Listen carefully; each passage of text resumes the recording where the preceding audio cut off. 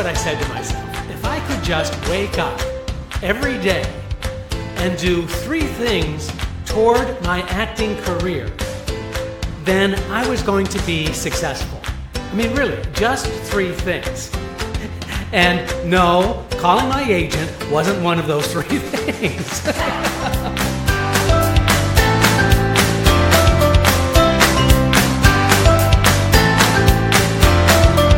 Welcome to Casting Actors Cast, insights for actors on acting in the business of show.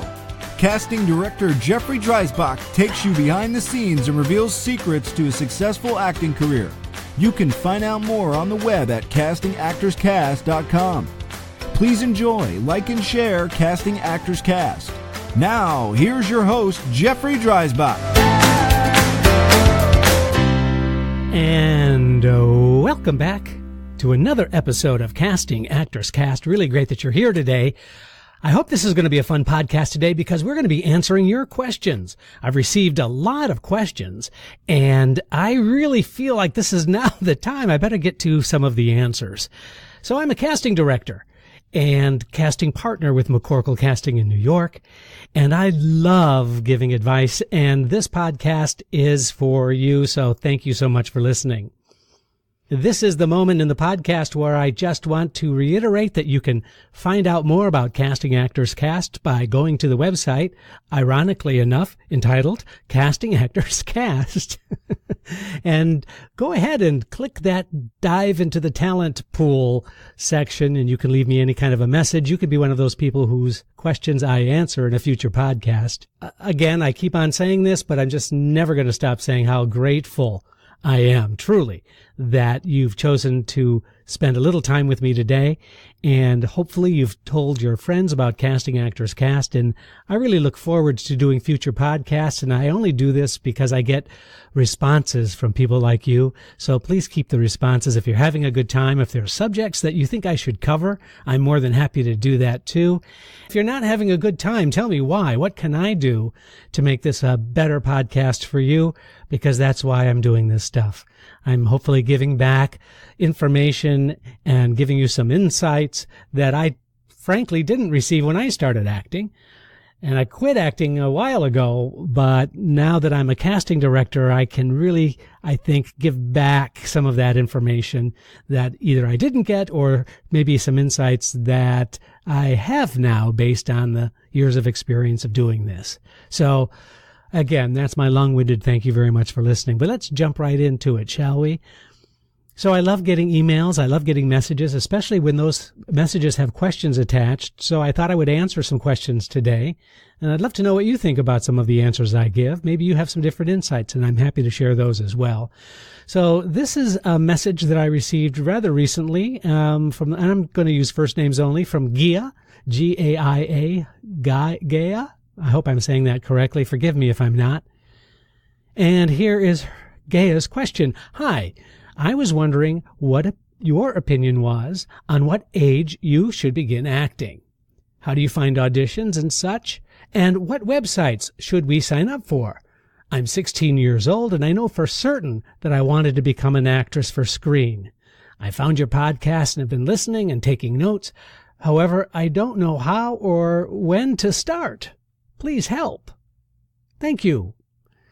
So thank you so much, Guy. I really appreciate the question, and bless your heart. You're 16 years old, and this is something that you really are interested in pursuing. I think that's great. And I really love the fact that you are reaching out to get some answers to these questions. So I'm going to do my best and answer the question. And I want to answer the question more directly, I'm afraid, than I'm able to, because here's why.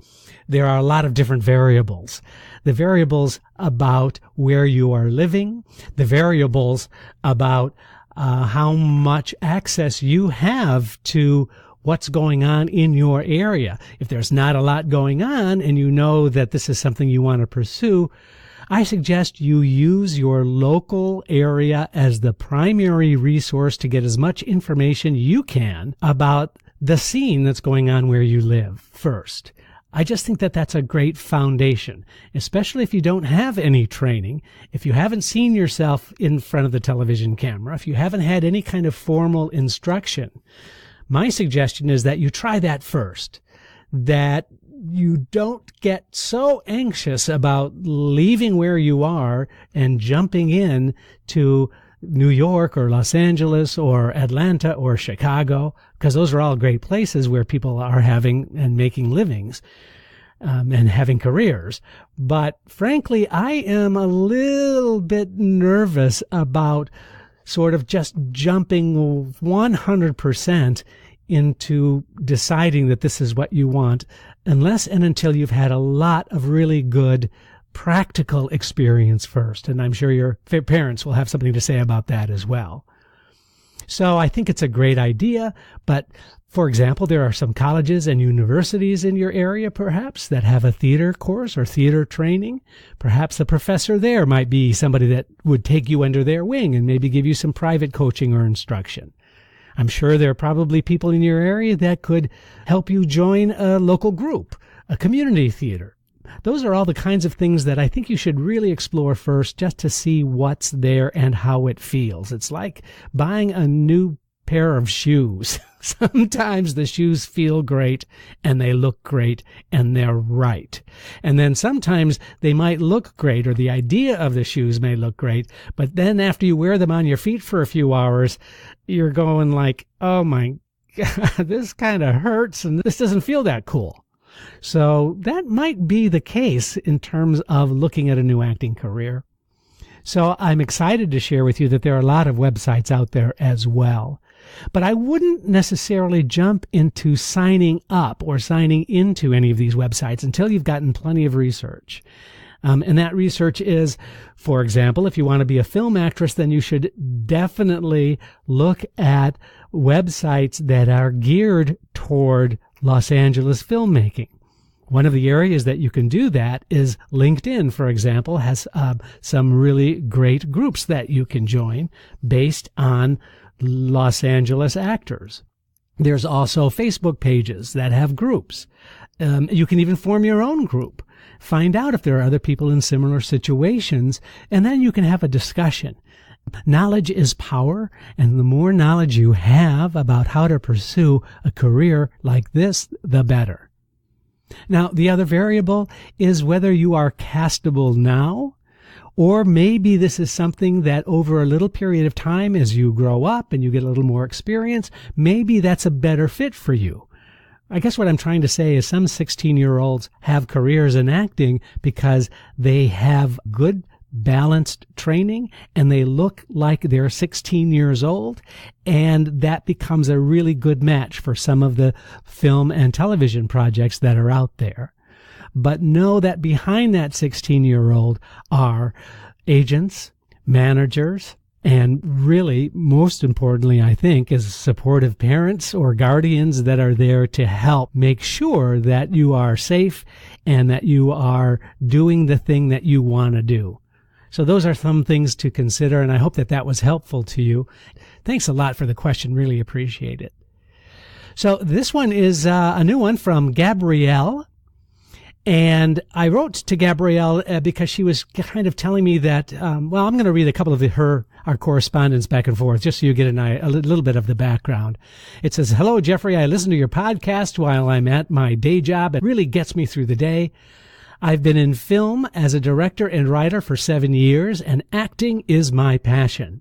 I just wanted to introduce myself." And she goes on to tell me exactly who she is and her website, and it's really very friendly, and I wrote her back. So cool to hear from you. You are the reason I do the podcast. Please feel free to let me know if there's anything you would like me to chat about. Stay well. And I loved her YouTube channel, by the way, but because I haven't gotten permission to give you the channel, I'm not going to do that at this moment. But it was really a really nice piece of work, and I really appreciated the correspondence. So then she wrote me back, and she wrote, "Thank you very much. I do have a few topics that I would love to get your take on. This is my predicament. I live in Miami, and the film scene here is mostly Spanish TV and adult entertainment.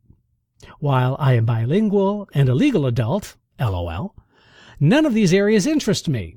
So a few months ago, I went to LA to test the waters a bit. I've heard everything from stay home, become one of the big fish in your own pond first, to move out to LA as soon as possible. There's no hope in Miami. And I am torn. I constantly have to ask myself if I should stay where I have connections and try to grow here, or just jump into the deep end where I know it's heavily saturated, that I might get lost in a sea of faces. Also, I'm not sure if this has been covered yet in the podcast, but what is your advice for someone like me that wants to leave their survival job and pursue acting full time? I appreciate your thoughts and your time very deeply. Thanks again. So thank you, Gabrielle. That was a really great couple of questions there, and I'm going to do my best to try and answer them. And once again, I'm in a position where there are so many variables to your question that I'm afraid one answer is not going to be a perfect fit for you. And here are those variables. One is, living in Miami, have you expired all of the resources that might be available there? Florida happens to be a right-to-work state, which means oftentimes there are opportunities existing in Florida that you might not find elsewhere. And so if you feel confident that you've explored those opportunities, then by all means, you should take a look at Los Angeles, take a look at New York. Also, don't forget that Atlanta is a little more close, and there's a lot of really cool work being done in Atlanta. Plus, I'm not sure if your primary interest is in theater or film. Suffice it to say that theater still seems to be kind of a New York central or Chicago central location for theater work, although there are exceptions to that. But also there's a lot of great theater in Florida. There's Florida Studio Theater. There's Oslo Repertory Company. A lot of the universities have their own professional and or student productions.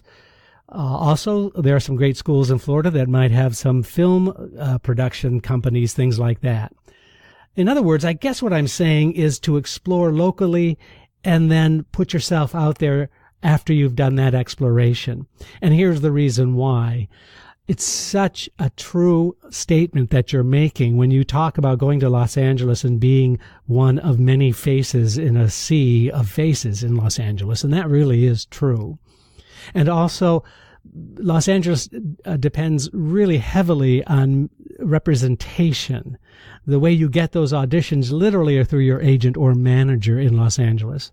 And while that is also true in New York, it's not quite as true because there are other opportunities in New York, more theater opportunities, that sort of thing, that you might not find the same quantity in Los Angeles. So wouldn't it be a good idea if you had some film work on you, either through local film school, in universities, or whether it be in small non-union productions that are shooting in Florida? Those might be worth considering first, because the first question when you get to Los Angeles invariably is, do you have a reel? And it's good that actors know what a reel is. If you listen to this podcast, you'll know what that's all about.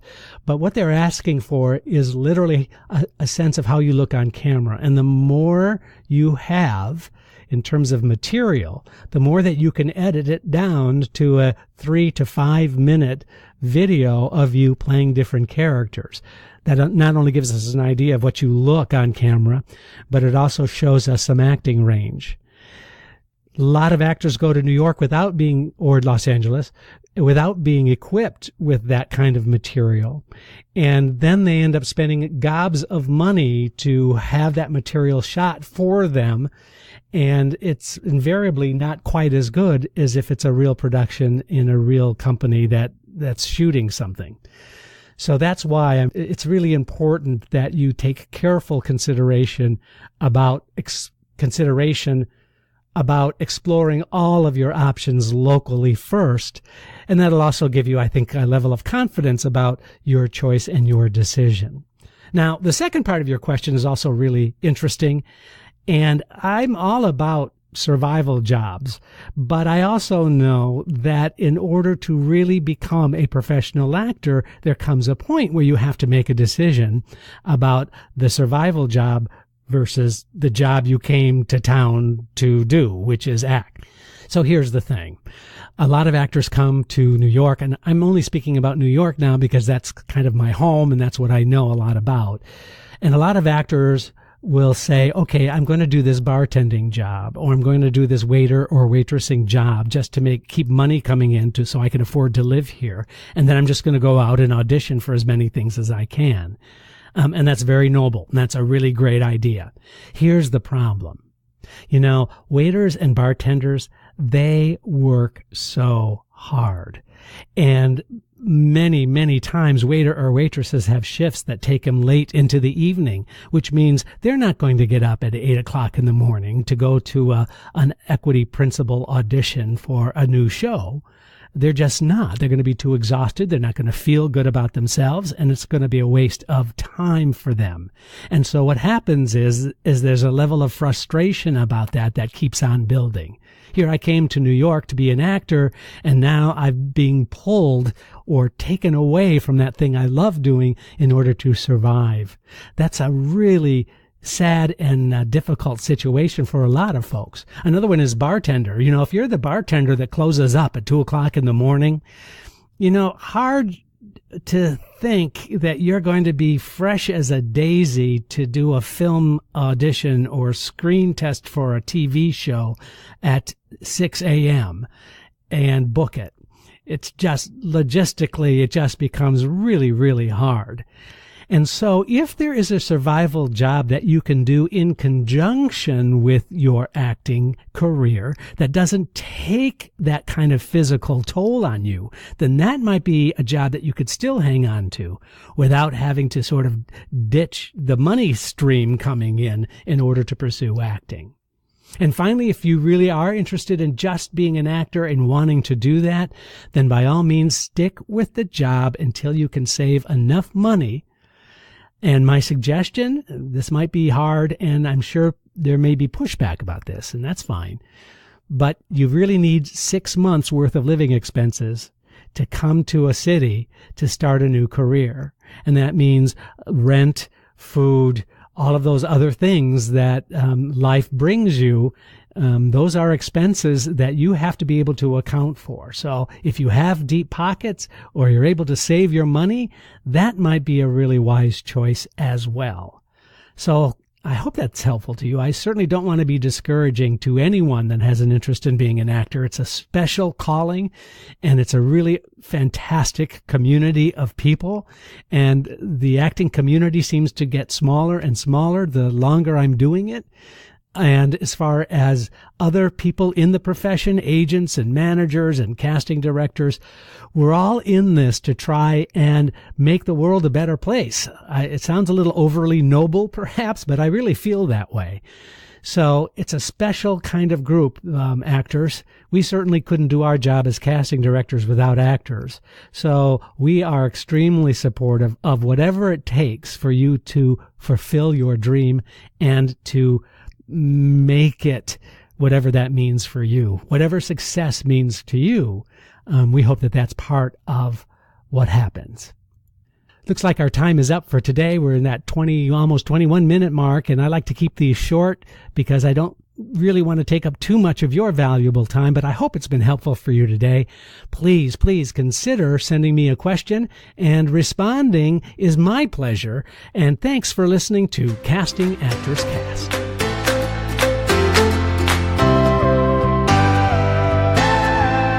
You've been listening to Casting Actors Cast with host Jeffrey Dreisbach. Find out more at castingactorscast.com and let us know if you would like us to cover topics you're interested in. Thanks for listening. I'm Matthew DeSarno.